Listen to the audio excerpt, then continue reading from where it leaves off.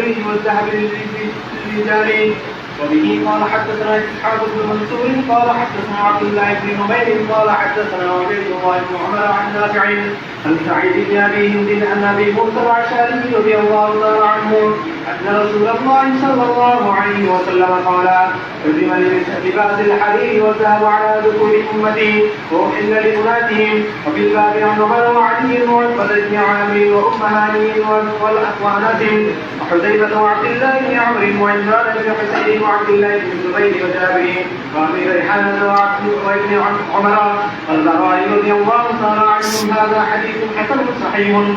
وبه قال حدثنا محمد بن بشار قال حدثنا معاذ بن هشام قال حدثني ابي عن قتادة الشعبي عن سويد بن غفلة عن عمر رضي الله تعالى عنه انه خطب في جابيته فقال لها رسول الله صلى الله عليه وسلم عن الحرير الا موضع اصبعين او 3 أو 4. هذا حديث حسن صحيح. باب ما جاء في لبس الحرير في الحرب. وبه قال حدثنا محمود بن غيلان قال حدثنا عبد الصمد بن عبد الوارث قال حدثنا همام قال حدثنا قتادة عن انس رضي الله تعالى عنه ان عبد الرحمن بن عوف والزبير بن العوام شكيا القبل الى النبي صلى الله عليه وسلم في غزاة لهما فنقص لهما في قوة الحرير قال رايتم عليهما. هذا حديث حسن صحيح. باب.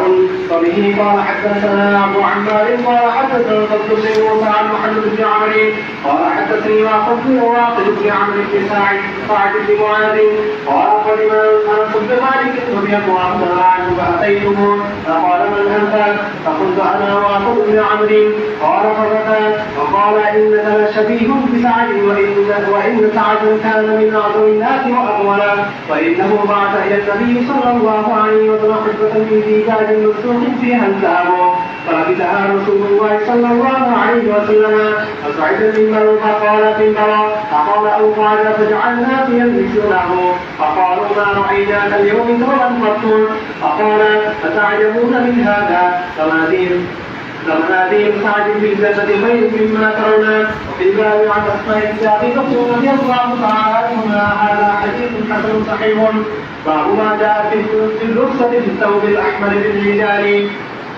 وبه قال حدثنا محمود بن غيلان قال حدثنا وكيع قال حدثنا سفيان بن ابي اسحاق عن البراء رضي الله تعالى عنه قال ما رايت من ذي نعمة في حلة حمراء احسن من رسول الله صلى الله عليه وسلم له شعر يلزم منكبيه وعيد ما بين المنكبين لم يكن في القصير ولا في الطويل.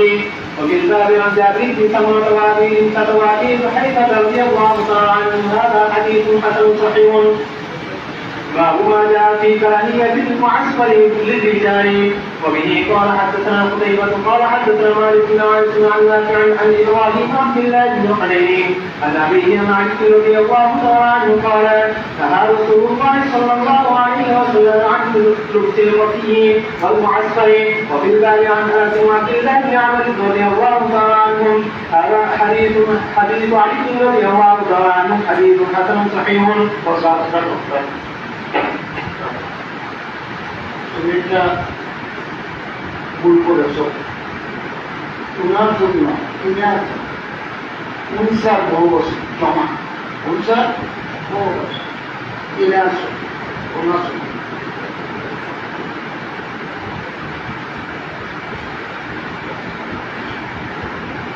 বিসমিল্লাহির রহমানির রহিম।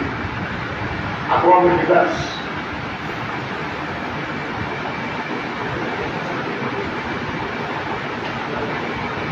أن رسول الله صلى الله عليه وسلم قال خذ لباس الحرير والذهب على ذكور أمتك وأحل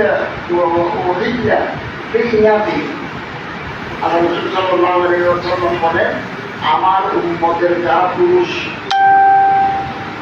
তাদের জন্য রেশম এবং সোনার কাপড়ের দুটো জিনিস চাই, একটা পানা একটা টানা, একটা শুয়ে রেখে যাওয়া যে শুয়ে রেখে আসে পানা টানা, এই দুটা যদি স্বর্ণের হয় তাহলেও কাপড় পরা হারাম। আমার উন্নতের পুরুষদের জন্য রেশম এবং স্বর্ণের কাপড়, স্বর্ণের মজবুত খচিত স্ট্রাইট। হ্যাঁ, ওহিল্লা লিনাথি, মেয়েদের জন্য এটা হালাল, এটা মেয়েদের জন্য হালাল। أنه خطب بالجعلية وقال مع رسول الله صلى الله عليه وسلم إلى موضع الطعام أو ثلاثين أو 40 জামিয়া মুলকে শাম, সিরিয়ার একটা গ্রামের নাম।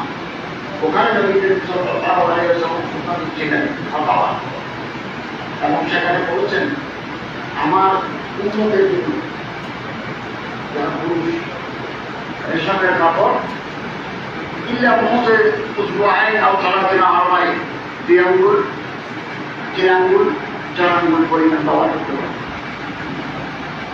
ইয়াবাস প্রমাণ করলুস কিতাব প্রমাণ মক্তুব কিতাব,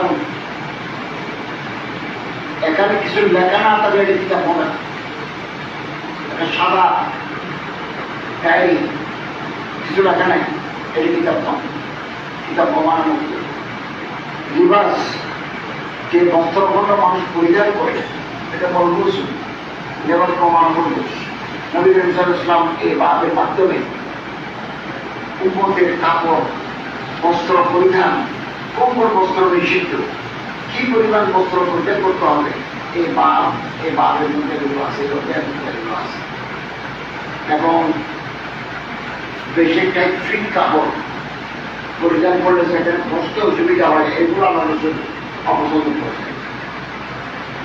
এবং পুরুষদের জন্য রেশম সিল্ক কেন নিষেধ করছে?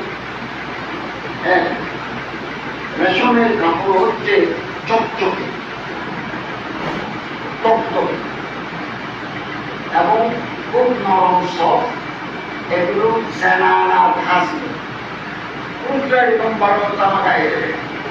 আমি যদি চকচকে সোনালি রঙের কাপড় পরিধান করি, পুরুষরা একটু মেয়েরদের জন্য, মেয়েরদের জিনত বানায়, এগুলো সেনানা পোশাক। এই জন্য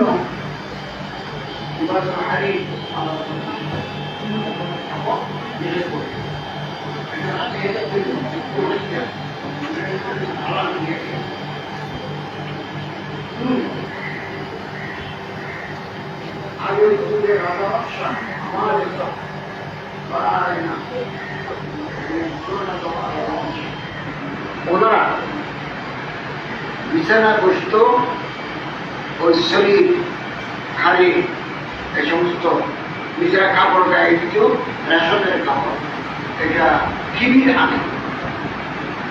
আনার উপকূল আর মানসিকতা তৈরি হয়। এই সমস্ত কারণে নবী করিম সাল্লাল্লাহু আলাইহি ওয়াসাল্লাম উম্মতে মুহাম্মাদের জন্য রেশমের কাপড়, সোনার কাপড় পরিধান নিষিদ্ধ করেছেন। এবং যুদ্ধের ময়দানে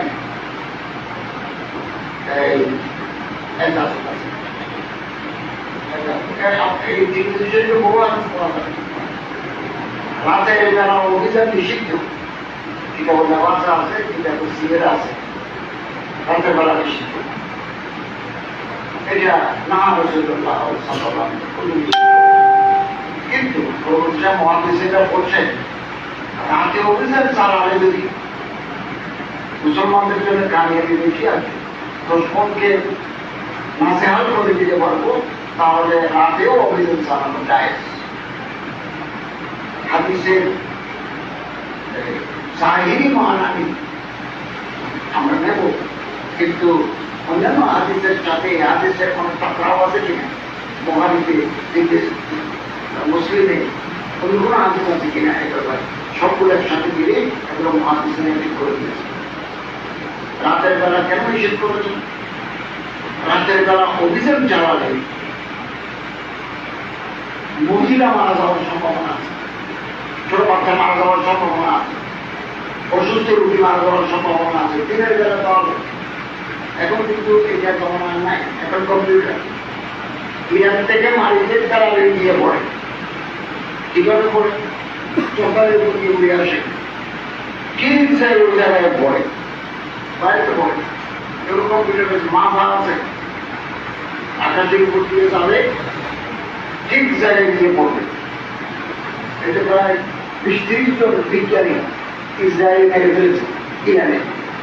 কোথায় থাকেন, কোন করে থাকেন, সেকেন্ডের ভিতরে গোয়েন্দা জানাই দিচ্ছে, মহাবিজ্ঞানীরা জানাই দিচ্ছে, ওরা মিসাইল বানিয়ে দিচ্ছে, কম্পিউটার বসে আছে।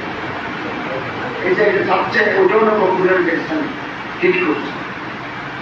সেক্ষেত্রে 3 রাতে কোনো কথা